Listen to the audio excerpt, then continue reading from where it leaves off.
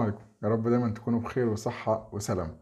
لحد النهارده في ناس بتسأل عن أكل السمك واللبن والبيض مع دور البرد، هل هو فعلًا بيزوّد البرد والّا مفيد للجسم أثناء دور البرد؟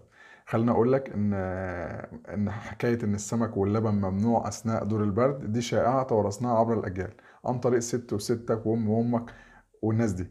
الناس دي للأسف عندها شائعات كتير بتحاول تورّثها مع الأجيال اللي موجودة.